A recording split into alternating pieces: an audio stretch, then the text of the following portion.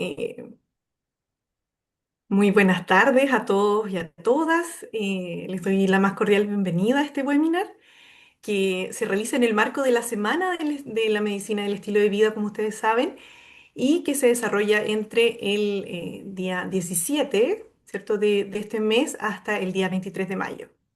Bueno, esta semana ha sido organizada, ¿cierto?, como un espacio de aprendizaje, de reflexión, de promoción del bienestar, abordando los distintos pilares de la medicina estilo de vida.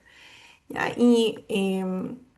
Entonces, este es el primer webinar que vamos a realizar, ¿cierto?, en el marco de esta semana MED.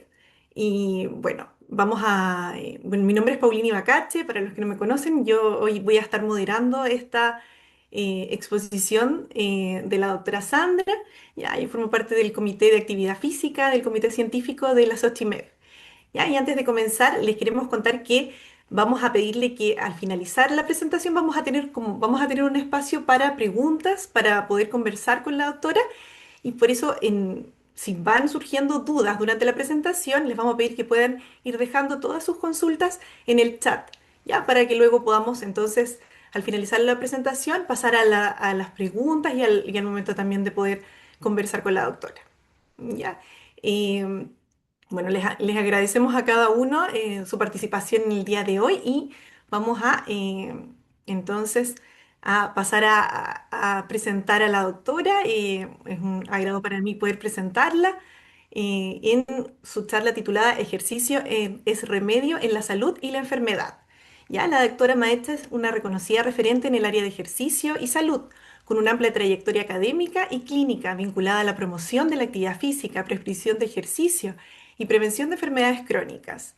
La doctora Sandra es médico especialista en medicina del deporte, doctorado y postdoctorado en la Universidad Federal de Sao Paulo, Brasil. Es directora del programa de ejercicios medicina en la clínica MEDS, directora del Centro Regional Exercises Medicine para América Latina, y bueno, su trabajo ha contribuido significativamente a posicionar el ejercicio no solo como una estrategia preventiva, sino también una verdadera intervención terapéutica basada en evidencia.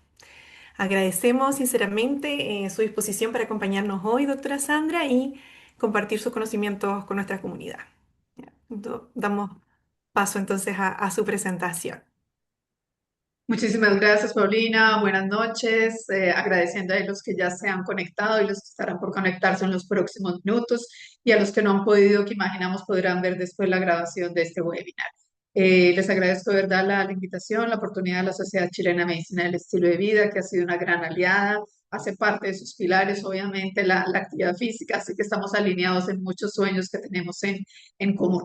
Yo como me presentaron y tengo mis tres banderas ahí que me acompañan, estoy en medicina en Colombia, de Colombia me fui a Brasil a hacer la especialidad en medicina del deporte porque en esa época no existía todavía.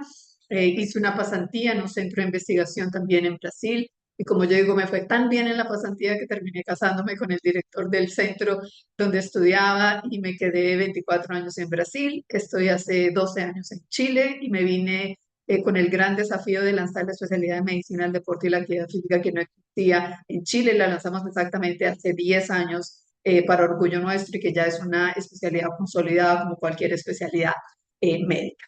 Así que como parte de estas alianzas que acabamos de hacer hace recientemente con la Sociedad Chilena de Medicina del Estilo de Vida. Formamos el Comité Científico de Exercises Medicine en Chile, que es una estrategia internacional del Colegio Americano de Medicina del Deporte, y que ahora tenemos un centro nacional reactivado en Chile que ya existía desde hace algunos años. Así que yo lo que voy a hacer en estos minutos en que me han invitado gentilmente a ser parte de esta semana de celebración de la medicina del estilo de vida, voy a dedicarme a responder tres preguntas claves que yo creo que ustedes lo tienen súper claro porque tienen un pilar fundamental en la medicina del estilo de vida, que es la actividad física, pero que yo quiero llevar un poco a la evidencia científica para que no parezca que el ejercicio, la actividad física, el movimiento o el deporte es solamente para quien le gusta, ¿no? A quien no le gusta el deporte, a quien no le gusta el ejercicio, no hay ningún problema y ya sabemos muy bien que no es así. Por eso que le he dado el título a nuestra charla de ejercicio, remedio en la salud y en la enfermedad, en la alegría y la tristeza, en la riqueza y la pobreza. De verdad que no hay nada más transversal en la salud del ser humano en todo el curso de vida que la actividad física, el ejercicio y el movimiento. Y mi idea es justamente mostrarle con evidencias científicas, como cualquier otro remedio en la medicina, que sustentan esta afirmación. Entonces, la primera es por qué debemos sentarnos menos. Y las tres preguntas que yo les voy a responder es justamente porque hay evidencias de que son comportamientos independientes y que por esto son comportamientos que debemos trabajar con nuestros pacientes de forma separada, independiente de que uno sea más, aparentemente sea más importante con otro, hoy lo colocamos literalmente en el mismo nivel. Así que aquellos que ya estén en la casa y les gusta su marido, su novio, su esposo, su pololo, como le dicen aquí, o les gusta la suegra, tienen que contarle. Y si no la quieren, también hay que contarle porque no hay peor que suegra enferma. Entonces yo les recomiendo que le cuenten también a la suegra todo lo bueno de lo que vamos a hablar. Entonces, ¿por qué hay que sentarnos menos? ¿Y por qué hay que pasar menos tiempo sentado del día? Es porque nosotros ya tenemos evidencias hace muchos años, y principalmente en los últimos 10 años, yo creo que es donde han venido las grandes evidencias sobre el efecto del ejercicio físico, sobre el efecto del tiempo sentado, disculpen, en efectos negativos en salud. Y eso se ha dado básicamente porque sabemos que hay una posición biomecánica que está relacionada con eso. Cuando estamos mucho tiempo sentados, flexionamos la cadera, flexionamos las rodillas, eso angula nuestras arterias, terminando disminuyendo el flujo sanguíneo, aumentando la resistencia vascular periférica, la presión arterial, altera el flujo sanguíneo y con eso generamos literalmente un estrés oxidativo y una alteración en la función vascular. El tiempo sentado también se ha asociado con un aumento de la glucosa postprandial, con alteraciones en la insulina, con alteraciones en el consumo de ácidos grasos por el músculo y por eso también el tiempo sentado prolongado se asocia con resistencia a la insulina, se asocia con hiperglicemia y refuerza también toda la parte de alteración y disfunción vascular que podemos tener asociados a ese tiempo sentado. Entonces, literalmente lo que nosotros sabemos hoy en día es que hay un riesgo de enfermedades y ese riesgo de enfermedades se da principalmente en la parte cardiovascular y en las enfermedades metabólicas por las alteraciones que ya vimos en función vascular, en presión arterial, en glucosa sanguínea, pero que la buena noticia es que nos muestra que a pesar de que tenemos esas alteraciones en la función vascular, por ejemplo, con el flujo sanguíneo y con la vasoconstricción, el hecho de levantarnos, colocarnos de pie y de preferencia movernos un poco altera esa vasodilatación, beneficia la vasodilatación de nuestros vasos sanguíneos, beneficia la presión arterial, el flujo sanguíneo también y la glucosa sanguínea. Y lo más importante para nosotros es que el flujo sanguíneo cerebral también se ve alterado con el tiempo sentado. Entonces, los mismos efectos negativos de hipertensión, resistencia vascular, hiperglicemia y resistencia a la insulina también se transmiten al cerebro y por eso también tenemos efectos negativos del tiempo sentado en nuestra salud cerebral. Las evidencias también nos muestran que principalmente las personas que tienen diabetes y que no logran cumplir las recomendaciones de actividad física y que pasan varias horas del día en tiempo sentado, aumentan de 2 a 3 veces el riesgo de mortalidad.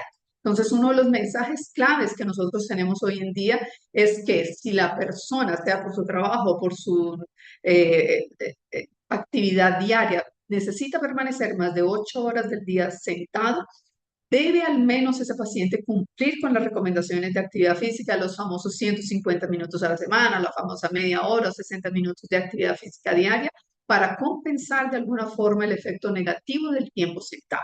Entonces, hoy la recomendación es que el movernos de alguna forma y cumplir la recomendación de actividad física nos compensa también las largas jornadas de tiempo sentado que nosotros tenemos como seres humanos, algunos de los que trabajamos en esa posición más tiempo. Y eso también se traduce en mensajes que podemos llevar inclusive para nuestros pacientes que tienen alteración en el metabolismo de la glucosa, como ya lo mencioné, los pacientes con diabetes, que en lugar de sentarse, por ejemplo, después de una comida, se coloquen de pie y caminen. Algo de caminata, algo de movimiento después de las comidas, también hemos sabido que tiene un efecto importante en la fisiología, porque al contraer obviamente el músculo esquelético, nosotros alteramos también el metabolismo de la glucosa y con eso disminuimos los picos de glicemia, principalmente en los pacientes con diabetes. Entonces, el mensaje puede ser, idealmente, si la persona puede moverse al menos 30 minutos en un paso ligero, no necesitamos salir a correr, a trotar, a hacer una maratona después de comer, pero sí movernos en un paso confortable. Y si no podemos los 30 minutos, al menos 5 minutos, 7 minutos, 10 minutos, cualquier movimiento después de la comida es mucho mejor que nada y mucho más si mantenemos esa regularidad de movernos después de las comidas, principalmente para los pacientes que tienen alteración del metabolismo de la glucosa. Entonces, lo que nosotros sabemos hoy en día es que no solo es suficiente que nos coloquemos de pie, sino que hay que movernos. O sea, con todos los cambios que nosotros sabemos que es el estar de pie de forma pasiva en términos hemodinámicos, autonómicos, hormonales o inclusive metabólicos, no es simplemente quedarse de pie, es tener algún tipo de movimiento y por eso les decía movernos un poco en el espacio que estamos, dar algunos pasos, o si no tenemos mucho espacio, colocarnos y hacer el movimiento en el mismo local que estamos, o así sea, movernos lateralmente, pero hacer algún tipo de contracción muscular, obviamente con nuestros miembros inferiores mientras estamos de pie y con eso disminuimos también los efectos negativos de ese tiempo. Entonces, con eso ya respondemos la primera pregunta de forma muy sencilla, con evidencia fisiológica de por qué hoy es un comportamiento independiente de lo que yo haga de actividad física, de lo que yo haga de ejercicio. Nosotros debemos también tener una recomendación clave con la necesidad de que las personas disminuyan o nosotros disminuyamos el tiempo sentado.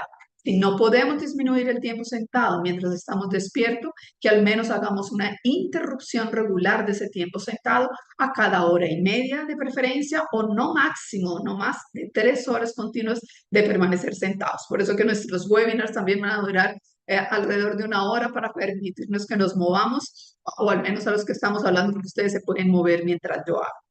La segunda pregunta es ¿por qué movernos más? Y el por qué movernos más, como ustedes ya saben, estamos hablando aquí de un concepto más genérico, de ese paraguas de la actividad física, que es el movimiento que nos hace gastar un poco más de energía de lo que es en reposo. Entonces ahí incluimos todo lo que hacemos en la vida diaria, que sea de ir de un lugar para otro, subir una escalera, bailar, movernos, nada programado, pero que nos permita hacer actividad física y gastar más energía.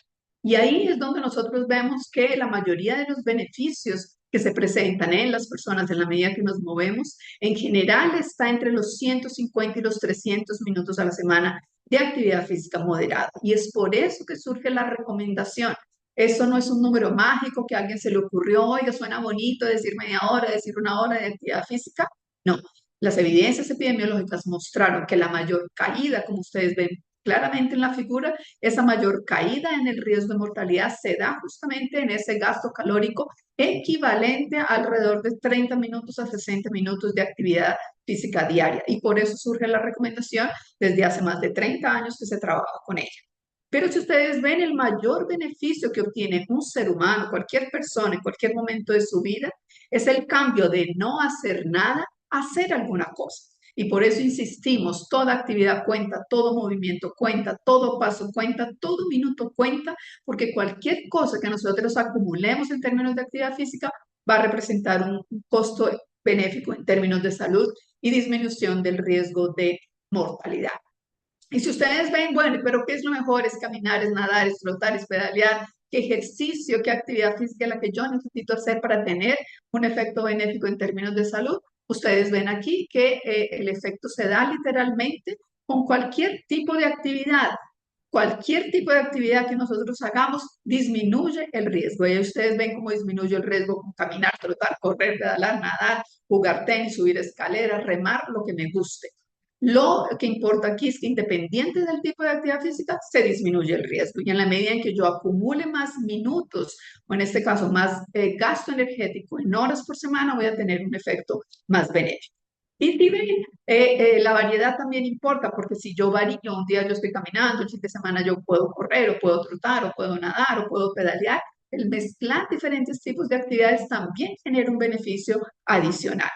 Pero si no nos gusta nada de eso, a nuestro paciente no le gusta nada, odia el ejercicio, odia el deporte, no le gusta, o a la suegra no le gusta, el caminar, ustedes se dan cuenta que es la actividad física que presenta uno de los efectos más consistentes y más sólidos con menor mortalidad. Es el más democrático de todos, es en general el más fácil de incluir en la rutina diaria, por eso no tenemos disculpa para al menos indicar la caminata como una forma de aumentar nuestro gasto energético y tener beneficios en términos de salud. Y el otro concepto que entra también más recientemente, en la medida en que está cada vez más difícil lograr que las personas cumplan los 30 minutos, los 60 minutos de actividad física, la ciencia fue buscando caminos de cómo incluir esa actividad física y ahí surgen los famosos snacks de ejercicio, o la Snacktivity, que ya tiene su marca registrada y que eso ayuda a pequeñas sesiones de 1 minuto, 2 minutos, 3 minutos, 1, 2, 3, 4 veces al día en que yo logre completar algunos minutos de subir rápido unas escaleras, de caminar un poco rápido, de trotar o de caminar o de correr en el mismo local en donde yo estoy, así sea en mi consulta, sea al lado de mi escritorio, yo logro aumentar ese gasto energético y eso me sirve también como actividad física y ha mostrado también efectos en mortalidad. Entonces son muy fáciles de integrar en la rutina diaria, son muy fáciles también para las personas que no les gusta, que no están motivadas, que dicen no tener tiempo. Estas son alternativas también con pocos minutos que la ciencia nos ha mostrado, porque esto no es teología, es ciencia y evidencia científica mostrando esos efectos benéficos. Y vean cómo las evidencias también van en el mismo sentido, que esos snacks de ejercicio también sirven para los pacientes con diabetes mellitus tipo 2. Solamente 4 sesiones de 1 minuto de ejercicio, simplemente como les decía, subir una escalera o correr o trotar o caminar más rápido en el local en que se está. Después de las comidas preferencialmente, estas sesiones cortas, regulares de actividad física tienen también mejores resultados en el perfil de glucosa y en la sensibilidad a insulina de los pacientes con diabetes tipo. Entonces, son en general alternativas que hoy vemos también que pocos minutos de actividades físicas de intensidad más grande, en que yo no necesito tantos minutos porque es una intensidad mayor, independiente del volumen, vean ustedes cómo las evidencias científicas hoy muestran que podemos disminuir hasta 8 enfermedades crónicas y el riesgo de mortalidad simplemente aumentando nuestro gasto energético. Entonces, eso nos indica que en la clínica y en términos de salud pública, siempre que sea posible, prioricemos actividades que sean un poco más intensas porque podemos tener un mayor beneficio y con eso tener un impacto en salud. Y si ustedes ven esta lista de eventos, no hay ningún remedio en la medicina que logre tener un efecto benéfico como lo logra justamente la actividad física regular en los efectos benéficos de salud. Y si nos vamos a los pasos, porque aquí ya son diferentes conceptos, yo puedo decir caminar, yo puedo decir moverme, puedo decir practicar una actividad física como la vimos, o simplemente indicarle al paciente aumentar su número de pasos al día. Y en esos números de pasos al día también sabemos hoy que no hay números mágicos, a pesar de que todos oímos, no, es que hay que hacer 10.000 pasos por día. La ciencia nos muestra que no necesitamos tanto, que al menos de 5.000 a 7.000 pasos al día nosotros ya tenemos efectos benéficos en salud. Menos diabetes, menos depresión, menos enfermedad cardiovascular, menos cáncer, menos caídas, menos demencia, menos riesgo de muerte por cualquier cosa, como ustedes lo ven ahí, variando de 14 hasta 47% de menos riesgo. Ningún remedio en la medicina logra tamaño efecto como ustedes lo ven ahí. Lo mínimo de los mínimos, orienten a sus pacientes, orienten a su novio, al esposo, a la novia, a quien le guste o a la suegra, que les insisto, no se vayan a dormir sin haber hecho al menos 4.000 pasos al día, que es lo que nosotros sabemos hoy que tiene un efecto extremadamente importante en salud. Así sea dándole vueltas a la cama, pero no se vayan a dormir hoy si su celular les marca que no han hecho al menos 4.000 pasos al día. Entonces ya respondimos las dos preguntas, que son las más sencillas, porque hay que moverse más, porque hay que sentarse menos, y una que nos lleva un poco más de tiempo, porque es el por qué hacer ejercicio. Y el ejercicio, como ustedes ya saben, es una actividad física que yo hago de forma programada, estructurada, organizada, porque tiene una frecuencia, una duración, una intensidad, una progresión, porque yo quiero mejorar alguna variable de mi condición física, sea esa condición cardiorrespiratoria o la condición muscular, por citar dos de las más comunes en términos de salud.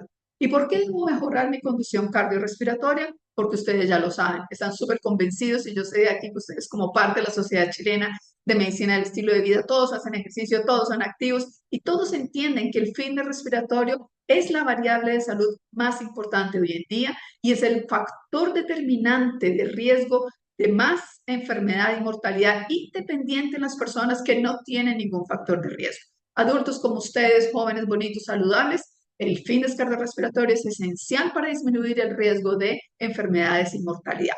O en los pacientes o personas con factores de riesgo, nos ayuda, como ustedes ven ahí, a disminuir el riesgo de eventos quirúrgicos, de hospitalizaciones, de accidente vascular encefálico, de eventos cardiovasculares en general e inclusive también de demencia y enfermedad de Alzheimer. Entonces, el fitness cardiorrespiratorio para nosotros es uno de los mejores predictores de longevidad en seres humanos que se conoce. No hay ningún otro que logra tener tamaño impacto y el único tratamiento efectivo para mejorar el fitness cardiorrespiratorio clínicamente validado es el ejercicio. Es el único remedio clínicamente validado que nosotros conocemos hoy para mejorar la longevidad.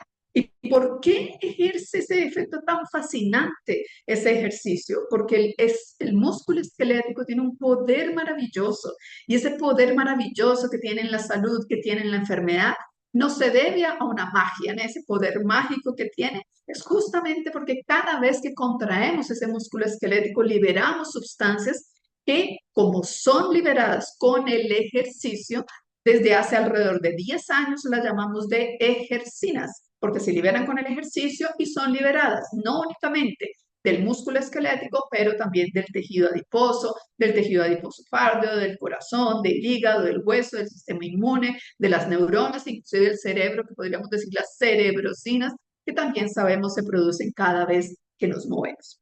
Entonces, ¿cómo aplicamos esa magia, esa famosa sustancia que se libera cada vez que nosotros contraemos el músculo esquelético en algunas condiciones que nosotros conocemos en términos de salud?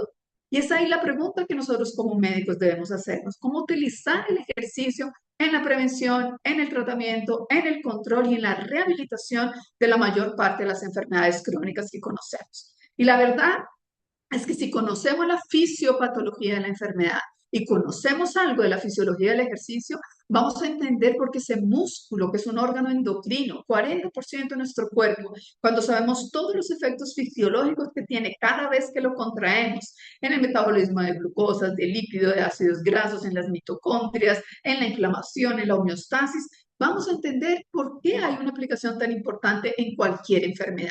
Y si solo nos vamos por un efecto en las mitocondrias, que todos nuestros tejidos tienen mitocondrias, vamos a entender que el ejercicio es el único enfoque terapéutico conductual más eficaz para mejorar salud mitocondrial y que va mucho más allá de los músculos, porque con el ejercicio, cada vez que movilizamos y generamos efectos en la mitocondria, estamos llegando a millares, centenas y miles de funciones y de aplicaciones clínicas simplemente por llegar a esa famosa mitocondria.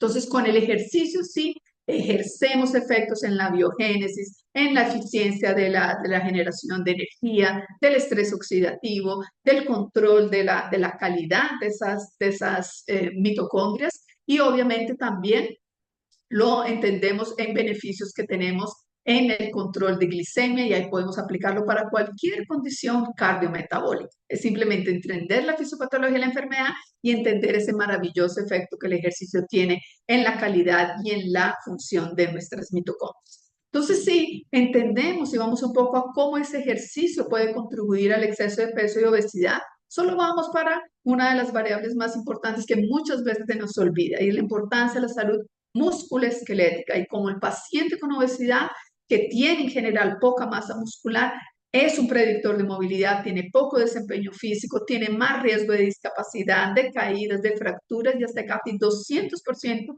más mortalidad por esa disfunción en el músculo esquelético. Y eso se da también en los pacientes que tienen restricción de calorías, que también van a perder fuerza muscular y también van a perder densidad mineral ósea. Y muchas veces lo que menos hablamos es del hueso y del músculo cuando queremos controlar el exceso de grasa corporal.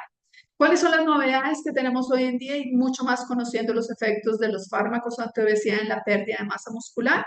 Es que debemos combinar el remedio, y yo diría aquí, con cirugía, sin cirugía, con remedio, sin remedio, con dieta o sin dieta, siempre hay que hacer ejercicio. Y mucho más si estamos buscando potenciar el efecto de la pérdida de peso, si queremos atenuar la pérdida de masa magra y principalmente si queremos mejorar la función cardiorrespiratoria, ya que ningún remedio, ninguna cirugía y ninguna dieta logra mejorar nuestra capacidad cardiorrespiratoria como sí lo logra el ejercicio. Y por eso mejoramos la función física, la calidad de vida y el bienestar del individuo. Entonces, hoy en la prescripción clínica del ejercicio, para que realmente tengamos una pérdida de peso de calidad, no es suficiente probablemente generar únicamente el cambio de moverse más o hacer actividades aeróbicas, sino que ahí entra de forma importante el ejercicio de fortalecimiento muscular como un factor clave para preservar la calidad de nuestra masa muscular durante esos procesos de pérdida de peso. ¿Qué sabemos también cuando hablamos de la diabetes?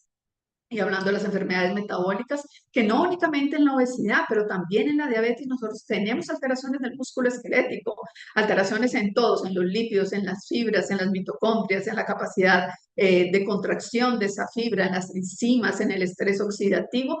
todo eso pasa en ese músculo esquelético que no es saludable en las personas que tienen esas enfermedades metabólicas. Y por esto necesitamos entender que el ejercicio no siempre es que la persona no tenga voluntad. Hay menos masa muscular y hay intolerancia al ejercicio por esas alteraciones metabólicas. Y vean cómo también sabemos hoy que la propia diabetes, por todos los efectos negativos que conocemos del sistema nervioso central al sistema periférico y no únicamente en el músculo, también representan alteraciones en fuerza, en potencia, en tasa de desarrollo de la fuerza y resistencia muscular y obviamente mucho más si yo tengo neuropatía. O sea, el paciente que tiene neuropatía diabética tiene aún un efecto mucho más negativo en todo el desempeño neuromuscular asociado a su propia enfermedad.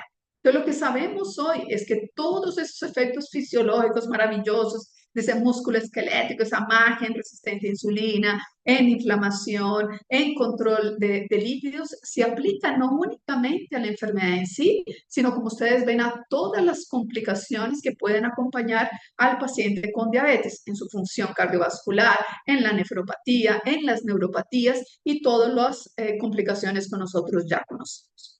Por lo que sabemos hoy también que no es suficiente tampoco en esos pacientes decir que solo moverse, que solo hacer ejercicio aeróbico, que solo interrumpir el tiempo sentado. Es clave también en esos pacientes con evidencias y no con creología que nos muestran cómo inducimos beneficios en salud cardiometabólica, en función física, en metabolismo de la glucosa y de los lípidos en pacientes diabéticos tipo 2 solamente haciendo ejercicio de fortalecimiento muscular. Entonces, si por alguna razón nuestro paciente no puede hacer solo ejercicio aeróbico, ya el ejercicio de fuerza muscular tiene un efecto benéfico. Y ahí va a decir, uy, no, pero es que doña Asunta tiene obesidad, no se puede mover, tiene osteoartritis, no le gusta el ejercicio, no le gusta moverse. Movamos la sentada, porque también podemos indicar cómo gastar más energía, inclusive contrayendo, subiendo la punta de los pies, estamos contrayendo el sóleo y con eso vamos a lograr también un efecto metabólico interesante para ese tipo de personas. Entonces, ¿por qué? Porque las evidencias nos muestran que también cuando yo no puedo hacer ejercicios con grandes grupos musculares, pero sí los puedo hacer con pequeños grupos musculares, puedo disminuir las limitaciones pulmonares, cardiovasculares, la menor percepción de esfuerzo, la disnea, y eso me ayuda a aumentar el efecto metabólico y con eso puedo a largo plazo mejorar también parámetros en la salud y la enfermedad. Y si ahí nos podemos seguir en la esteatosis hepática metabólica, que también sabemos que el ejercicio logra disminuir el riesgo de cáncer, el desarrollo de la fibrosis, de la esteatosis, de la disfunción endotelial, independiente de la pérdida de peso. Recuerden, el paciente nunca les va a decir, uy, doctor, estoy sintiendo que me está saliendo más grasa del hígado, estoy sintiendo que el GLUT4 me está funcionando. Ningún paciente les va a reportar eso, así que no utilicen parámetros como la pérdida de peso para beneficio del paciente, porque muchos de los beneficios del ejercicio no se ven, no se sienten, pero estamos logrando tener grandes efectos fisiológicos en ellos. Y ahí nos podemos ir, por ejemplo, a la enfermedad renal crónica, que también es una de las grandes complicaciones que tenemos hoy de diabetes, y en las que sabemos también que el daño celular asociado a la enfermedad renal crónica, todas las citocinas proinflamatorias, todas esas citocinas negativas que se generan con la enfermedad renal crónica, el ejercicio nos puede ayudar a estimular respuestas inmunitarias, a liberar citocinas antiinflamatorias, a reducir la fibrosis renal y con eso tener un efecto benéfico también en la enfermedad renal crónica. Inclusive el ejercicio de fuerza muscular ha mostrado en esos pacientes ser una estrategia de protección renal. Entonces, inclusive pacientes que están en diálisis, que no logran hacer un movimiento total, pero yo puedo pedalear, puedo trabajar con bandas elásticas o con pesos libres, también eso ha mostrado retardar el deterioro de la función renal, la diálisis, la calidad de vida, la inflamación y disminuye mortalidad. No somos la panacea, no vamos a curar pacientes de enfermedad renal crónica, no los vamos a sacar de la diálisis, pero sí los vamos a hacer vivir mejor y probablemente postergar también su riesgo de muerte prematura. Como ustedes ven, en salud cardiometabólica en la enfermedad renal crónica, evidencias concretas de cómo podemos mejorar perfil lipídico, presión arterial, el perfil inflamatorio, la rigidez arterial. E insisto de nuevo, el fitness cardiorrespiratorio, que sabemos hoy que es la variable más importante en términos de salud, en términos de longevidad, y que lo único que la mejora hoy en el 2026 por las evidencias que tenemos es ejercicio físico. Ningún remedio Ninguna cirugía, ninguna dieta logra mejorar el fin de descarga respiratorio a no ser el ejercicio físico. Y si nos vamos al síndrome metabólico cardiovascular renal, que también es una nueva enfermedad y un nuevo síndrome que hemos visto, también las evidencias muestran que solo la actividad física leve, inclusive en esos pacientes, a cada hora que aumentemos a la semana de esa actividad leve, puede disminuir la mortalidad entre 14 a 20%. Y si ustedes se dan cuenta, más pronunciado en quién tiene más efecto benéfico, los pacientes que están en estado 4, o sea, los más complicados, indicando de nuevo, el ejercicio no es solamente para los jóvenes saludables, bonitos, maravillosos, como ustedes que nos están oyendo hoy, sino es principalmente benéfico y quien más necesita el ejercicio es la persona con factor de riesgo, es el paciente con enfermedad crónica, el paciente que muchas veces es condenado injustamente a la inactividad y al sedentarismo creyendo que lo estamos protegiendo cuando le estamos condenando probablemente a que se muera de forma más rápido y de una forma peor. Y ahí podemos seguir viajando con ese maravilloso poder que el músculo tiene en las enfermedades cardiovasculares, como ya conocemos hace muchos años los efectos cardioprotectores del ejercicio, antiaterosclerótico, antiisquémico, antiarrítmico, antitrombótico. Ningún remedio en la medicina logra tener tamaño efecto benéfico como estos que ustedes ven ahí. Todos los efectos que conocemos en salud vascular y no únicamente de nuevo en el paciente saludable, en la persona que ya tiene una placa aterosclerótica, que tiene alteración en el postinfarto, en la cardiomiopatía diabética, en las alteraciones cardiovasculares por obesidad, en cualquiera que sea la condición clínica cardiovascular, el ejercicio tiene los mismos benéficos que nosotros conocemos, inclusive para prevenir esas enfermedades. No únicamente en el endotelio, no únicamente en los vasos, sino como ustedes ven también en el corazón, cómo mejoramos la eficiencia cardíaca, cómo mejoramos la autonomía del corazón, la regeneración de los cardiomiocitos y todo lo que ya vimos hasta hace poco de la inflamación, de la salud endotelial, del metabolismo de la glucosa, de los lípidos, la presión arterial y todo lo que ya sabemos que solo viene a reforzar el efecto del ejercicio en nuestra salud cardiometabólica. Y probablemente si yo les muestro, uy, miren, descubrieron este remedio que fue publicado ahora en el 2025 por todas las respuestas de microRNs que ya conocemos en los cardiomiocitos, en la función endotelial, en los cambios fibróticos. Miren todos los efectos que tiene en remodelación, en supervivencia, en hipertrofia, en fibrosis, en estrés oxidativo, en rigidez del miocardio, para pacientes envejecidos, para pacientes con insuficiencia. ¡Qué maravilla de remedio es eso! ¿Saben qué es? Ejercicio. Es el ejercicio el que produce todos estos cambios que vemos ahí y es lo más efectivo para prevenir y aliviar de alguna forma la insuficiencia cardíaca.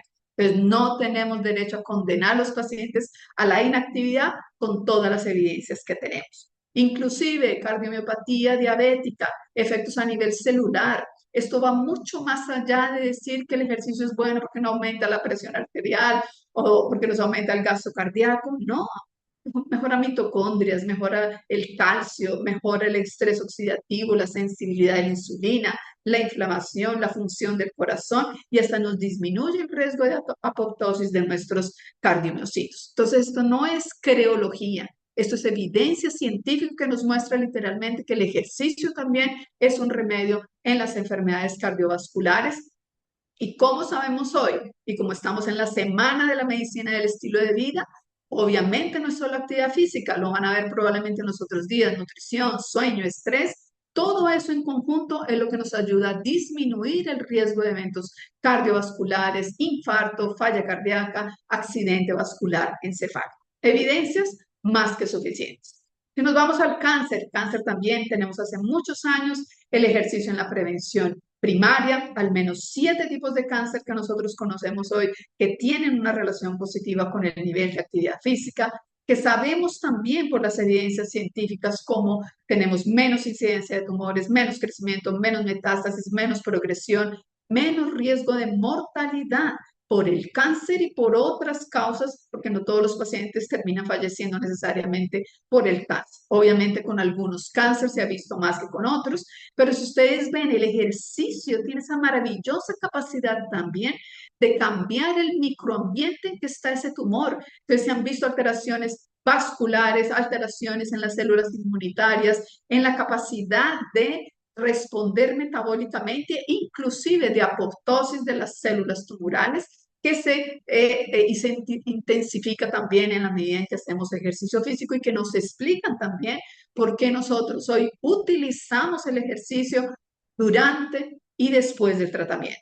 Muchas evidencias hoy en día del uso del ejercicio en quimioterapia, en inmunoterapia, eh, principalmente relacionado mejor en fatiga, en linfedema, en depresión, en sueño, en ansiedad, en la función física, que son los efectos que se han visto tanto con el ejercicio aeróbico como con el ejercicio de fortalecimiento muscular. Entonces, hoy de verdad que no tenemos disculpa para no colocar el ejercicio como un aliado. De nuevo les insisto, no somos la panacea, no curamos el cáncer, pero ayudamos a que nuestros pacientes probablemente vivan en mejores condiciones, con mejor salud y con mejor calidad de vida. ¿Qué sabemos con la fuerza muscular? Que cada vez lo discutimos más y así a nosotros nos encantaría transformar a nuestros maridos, a nuestros novios en la noche a la mañana. El ejercicio de fuerza muscular tiene un componente importante también en términos de salud. Y eso el paciente, el novio, la suegra lo necesitan saber también, porque la masa muscular, la fuerza muscular está asociada también a diabetes, obesidad, a resistencia a insulina, enfermedad cardiovascular, a caídas, inclusive a demencia. Y por eso hoy conocemos que la fuerza muscular es un factor de riesgo independiente de morbilidad y mortalidad. ¿Qué significa independiente? Que independiente literalmente de lo que yo haga de un ejercicio aeróbico, si yo no tengo suficiente fuerza muscular, suficiente masa muscular, tengo también mayor riesgo de enfermedades, de mortalidad, de complicaciones, de eventos cardiovasculares y de todo lo que ustedes ven ahí, que es una desgracia metabólica, simplemente el hecho de no tener fuerza muscular y masa muscular suficiente.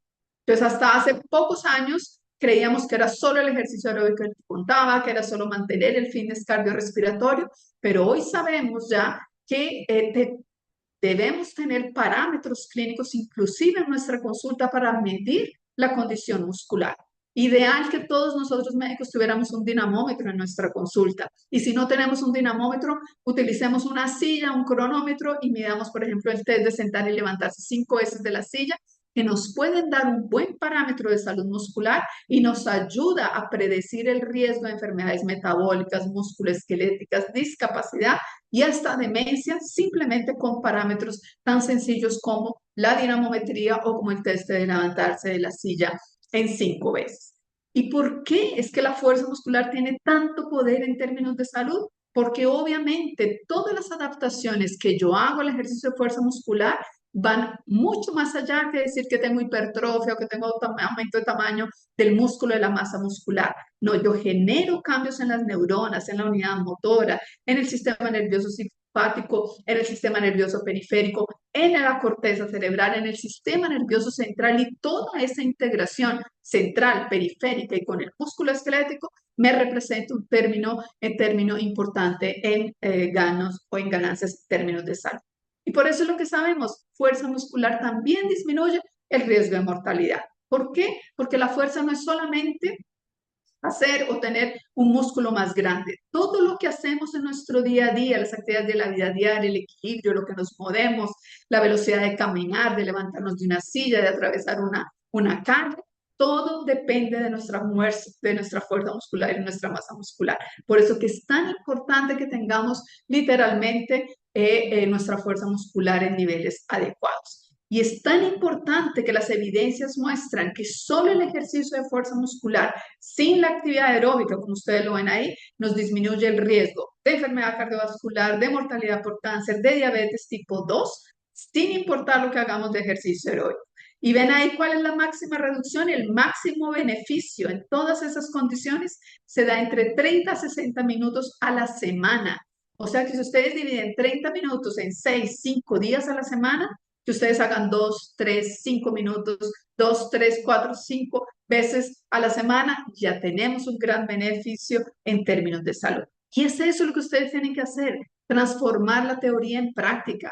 De nada nos sirve estar un lunes aquí en la semana del estilo de vida a las prácticamente 7:30 de la tarde discutiendo efectos del ejercicio en la salud, a menos que sepamos que eso va a traer grandes beneficios para nuestros pacientes, para nuestra familia y para las personas que nosotros queremos. Y miren que la fuerza muscular es tan potente que hasta en las personas, y en este caso mujeres mayores de 70 años, se ha visto recientemente que independiente de la actividad aeróbica o del tiempo de sedentarismo o de su condición física, tener más fuerza de presión manual y tener más fuerza de levantarse de una silla 5 veces representa más del 30% de riesgo de disminución de mortalidad en esas mujeres. No hay ningún remedio en la medicina que logre tener tamaño efecto benéfico. ¿Y por qué? Obviamente porque la fuerza nos protege. De nuevo, refleja la preservación del sistema nervioso central, del sistema nervioso periférico. Nos indica también nuestra capacidad de tolerar los estrés de una enfermedad, de un accidente, de un trauma, y por eso es tan importante mantener la fuerza muscular en niveles saludables. Entonces, no hay que temerle literalmente al ejercicio de fuerza muscular, hay que incluirlo en nuestra rutina diaria, hay que incluirlo en la orientación de la actividad física que se le dé a nuestros pacientes. Es mucho más complejo, obviamente, toda la orientación, porque ustedes ven todo lo que hay que considerar en la hora de hacer la prescripción del ejercicio de fuerza. Y no se olviden de uno de los parámetros más importantes para nosotros, que es la velocidad de ejecución, que es en general del que menos se habla. ¿Y por qué insistimos? Porque eso se llama potencia. Y la potencia, que es esa capacidad de generar la mayor cantidad de fuerza en la menor unidad de tiempo, es la que tiene mayor relación con sobrevivencia. Es un predictor mucho más importante que la fuerza muscular porque nos determina casi en 6 a 7 veces más riesgo de mortalidad el tener poca potencia que el tener poca fuerza. O sea que además de trabajar fuerza, lo que tenemos que generar es más fuerza en menos tiempo.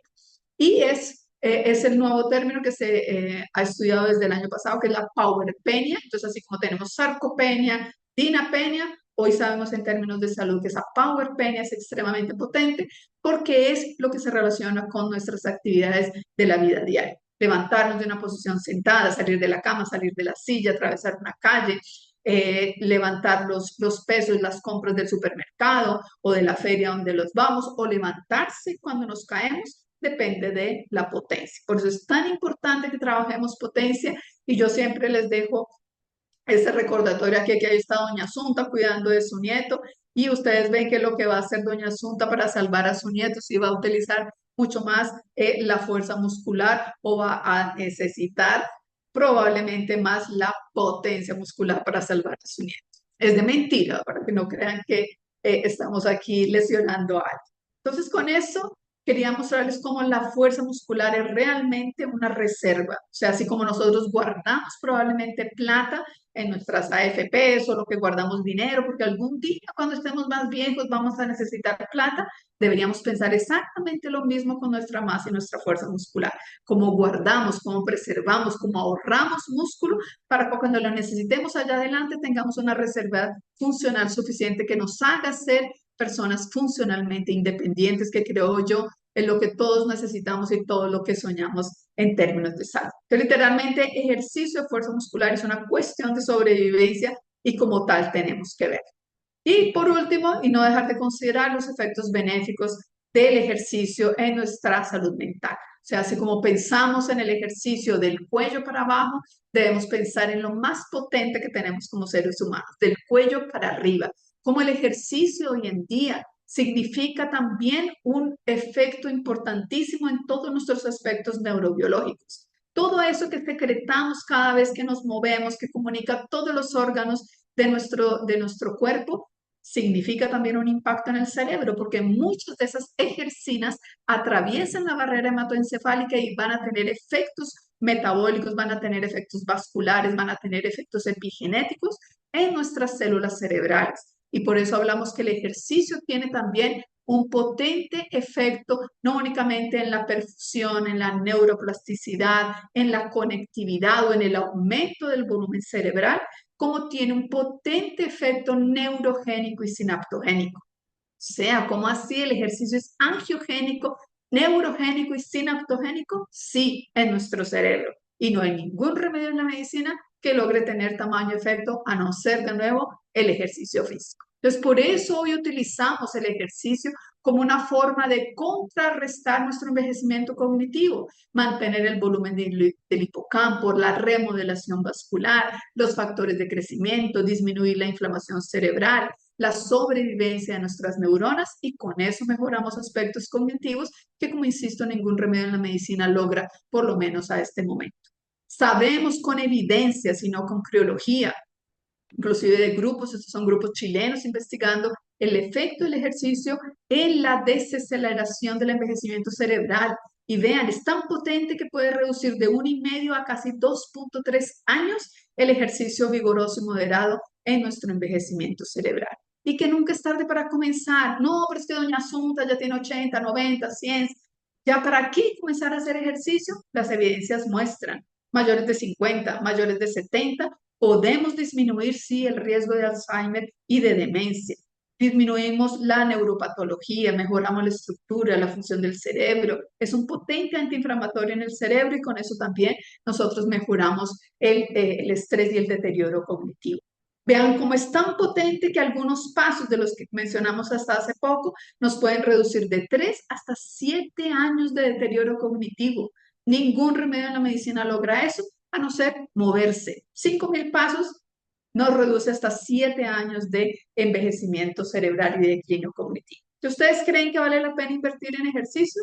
La verdad es que sí. En esos minutos paseamos rápidamente y vimos el poderoso efecto que el ejercicio tiene en la salud, en la enfermedad, en la alegría, en la tristeza y, como yo digo, en la riqueza y en la pobreza, efectos cardiometabólicos, efectos en enfermedades crónicas, efectos en el bienestar, en la salud mental. No hay ningún remedio en la medicina que logre tener tamaño efecto en todos los aspectos de nuestra salud y nuestro bienestar como lo tiene el ejercicio físico. Y si no los convencí por nada de eso, miren que las evidencias muestran que hasta el rejuvenecimiento de la piel puedo mejorar con el ejercicio aeróbico, con el ejercicio de resistencia, la calidad de la dermis, porque liberamos también sustancias pro colágeno que nos ayudan también a disminuir arrugas. Entonces, buenas noticias para la suegra, para las mujeres que nos están oyendo, porque el ejercicio también tiene un súper potente efecto benéfico en términos de salud. Entonces, no hay en este momento en la medicina ninguna pastilla que pueda imitar el entorno del ejercicio. No hay nada en este momento que imite los efectos multisistémicos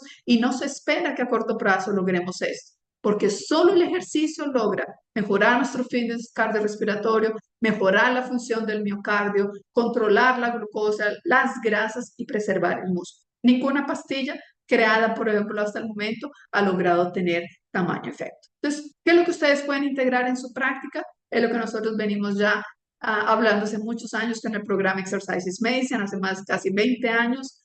Evaluar, recetar y derivar. Evalúe el nivel de actividad física de su paciente, recete, escriba literalmente como una receta, siéntese menos, muévase más, haga ejercicio, haga una recomendación, mismo que sea general, en 30 segundos, en 1 minuto, en 2 minutos, son suficientes para cambiarle la vida a las personas. Y derive un lugar, derive un profesional, derive a una persona o un profesional que pueda dar el seguimiento que el paciente necesita. Y utilice y mida el nivel de actividad física como un signo vital. Igual que medimos la presión arterial, el peso y le mandamos exámenes de laboratorio a nuestros pacientes, deberíamos medir el nivel de actividad física.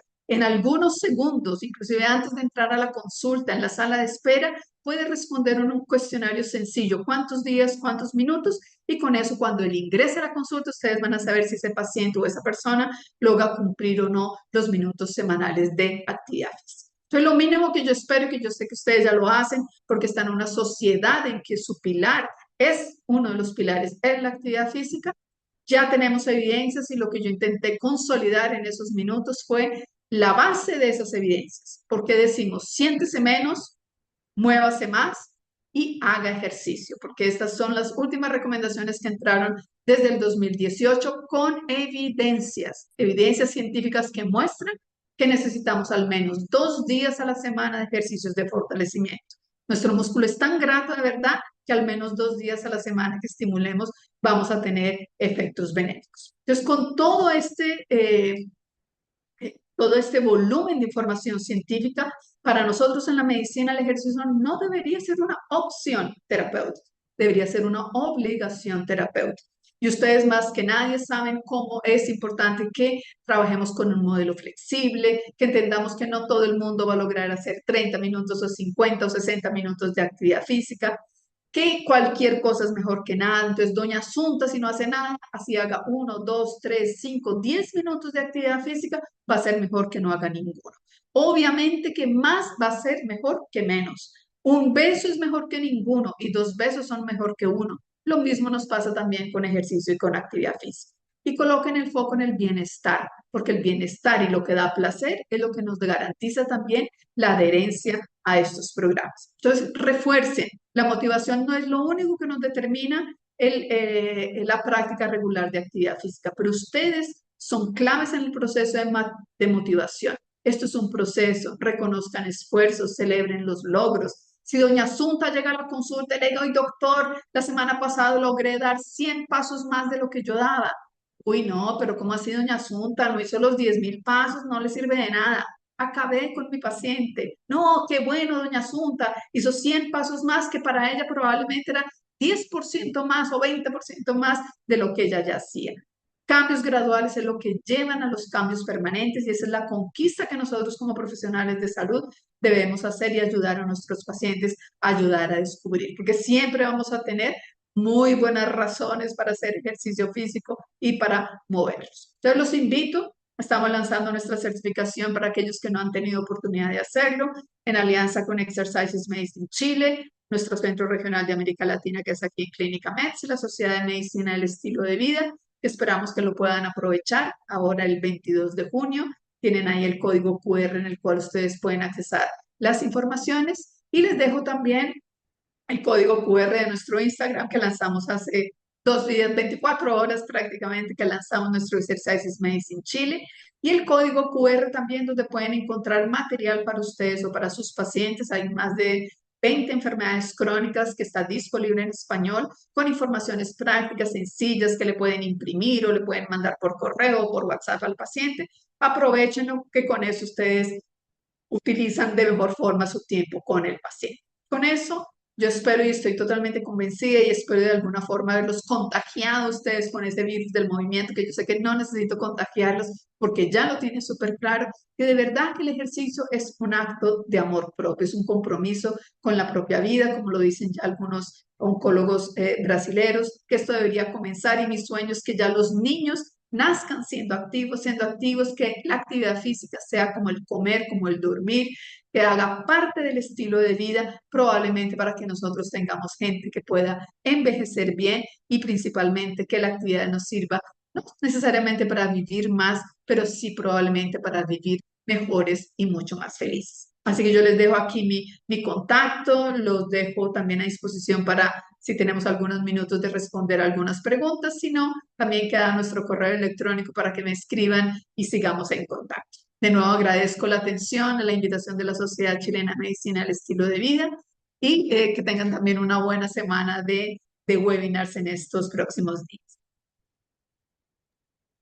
Muchas gracias, doctora Sandra, por esa excelente presentación y por compartir con nosotros evidencia tan relevante acerca del papel del ejercicio tanto en salud como en distintas enfermedades no transmisibles. Estaba revisando el chat y no nos han dejado preguntas, pero quisiéramos preguntarles a los que están participando en este momento si es que tienen alguna duda o quisieran compartir algo con la expositora para que puedan también abrir sus micrófonos. Acá aquí llegó una Que aquí hay pregunta. una, sí. Sí, sí, dice si existe algún instrumento para evaluar actividad física en el climaterio.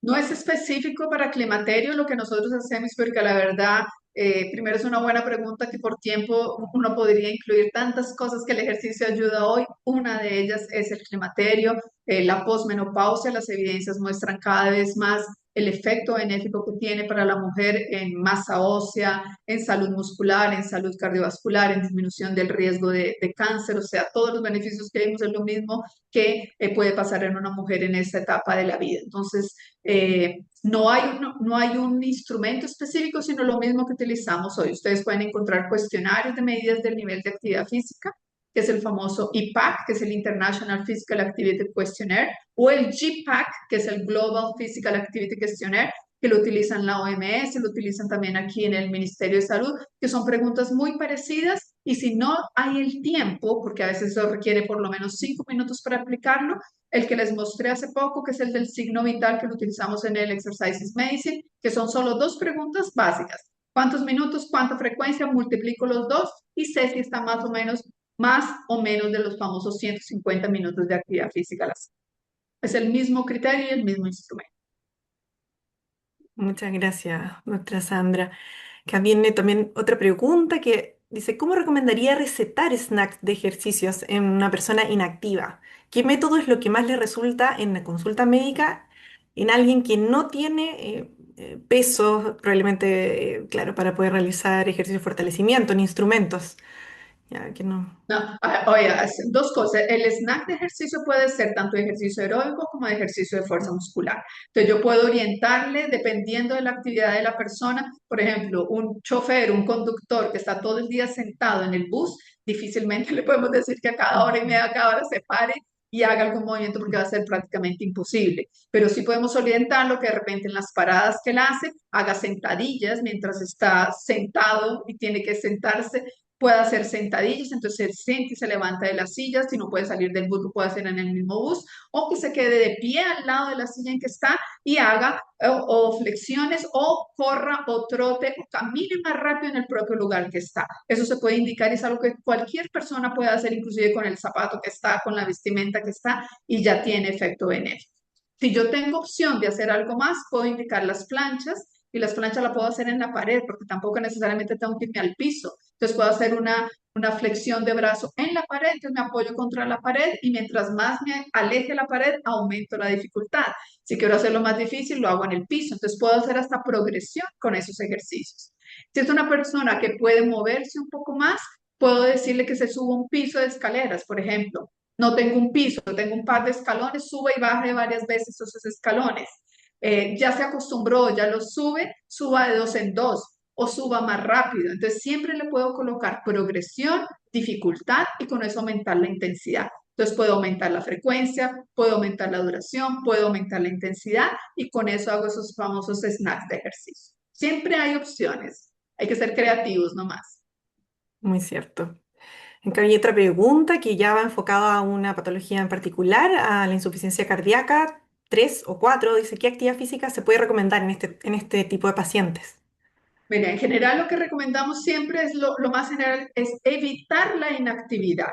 Evite la inactividad, haga que el paciente al menos se mueva. Recuerde que todo lo que estamos, la contraindicación absoluta o el reposo absoluto, es muy raro de verlo en la medicina hoy en día. Es muy raro que a un paciente se le indique reposo absoluto, a menos en una condición crítica aguda, pero cuando ha salido de esa condición crítica aguda, en general la opción siempre va a ser muévase, inclusive los pacientes hospitalizados, los pacientes posinfarto. Entonces, en pacientes con insuficiencia cardíaca, si hay mucha disnea, si hay mucha dificultad, yo voy adaptando en sesiones más cortas, ejercicios, actividades más leves, una caminata más ligera, 1 minuto, 2 minutos, voy aumentando según la tolerancia, 10, 20% a cada semana, cada 2 semanas, entonces puedo aumentar 1 minuto a la semana o 1 minuto a cada 2 semanas o 2 minutos a cada 3 semanas, que eso lo voy graduando en la medida en que voy teniendo una adaptación del paciente.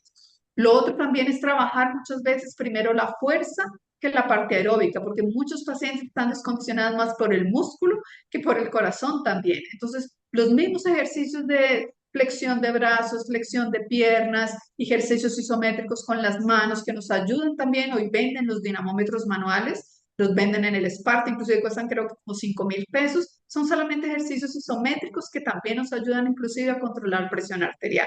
Una sentadilla en la pared, entonces yo me recuesto en la pared y voy bajando. Si no me siento segura de hacerla sin la pared, la puedo hacer recostada en la pared y eso le facilita al paciente el hacer. Y cualquier cosa es mejor que nada. Si el paciente solo puede hacer una, que haga una. Haga una vez al día, una cada 2 días y de nuevo, hago progresión. Aumento el número de días, aumento el número de sentadillas y voy aumentando la dificultad hasta que logre una adhesión a un mayor movimiento del paciente. Súper.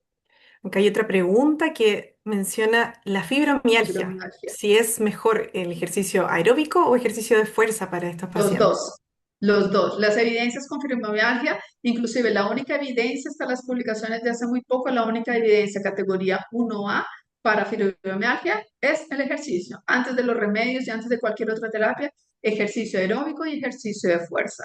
No hay ninguna razón para contraindicar el ejercicio de fortalecimiento muscular y fibromialgia. ¿Qué es lo que vamos a tener que trabajar?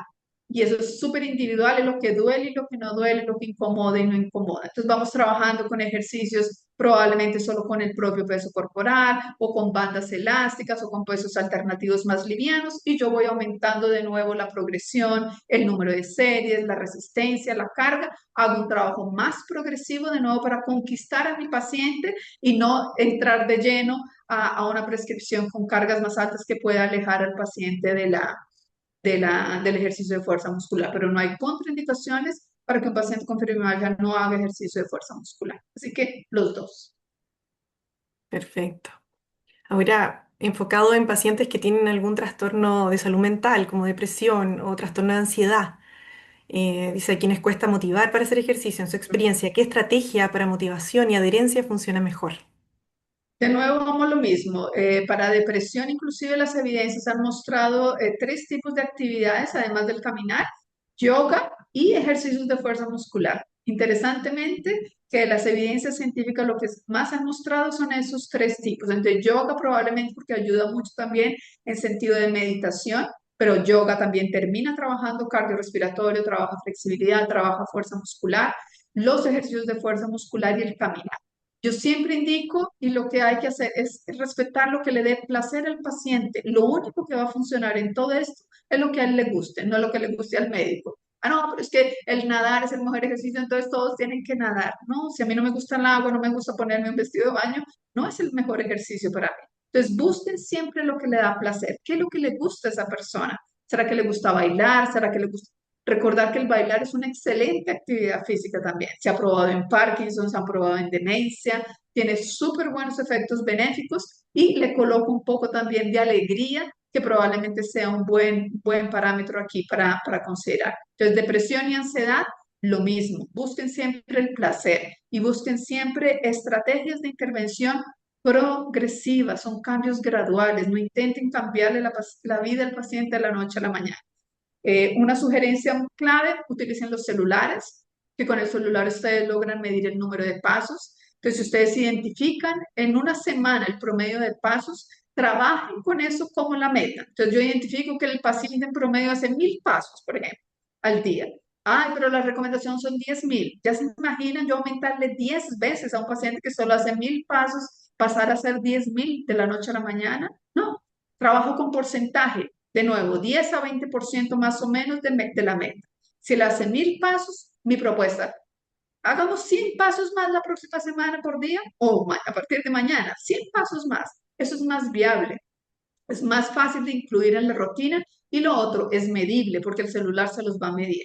Entonces hago más 100 pasos o subo más un piso de escalera o camino 5, 3, 4, 10 metros más de lo que yo camino. El celular nos permite eso y para el paciente es mucho más fácil porque lo ve, es algo objetivo, que le está midiendo sus logros. Entonces son estrategias que también funcionan.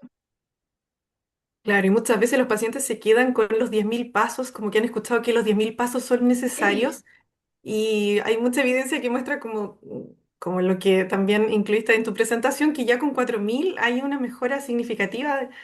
Entonces, yo creo que también bajar esas metas también es sí, por importante eso para te que puedan decía, adherir. sí, lo que más muestra hoy la evidencia en los estudios publicados en revistas de psicología es que tú tienes que salir de ese modelo del todo o nada. Si no nos salimos de ese modelo del todo o nada, el paciente nunca va a lograr cumplir sus objetivos.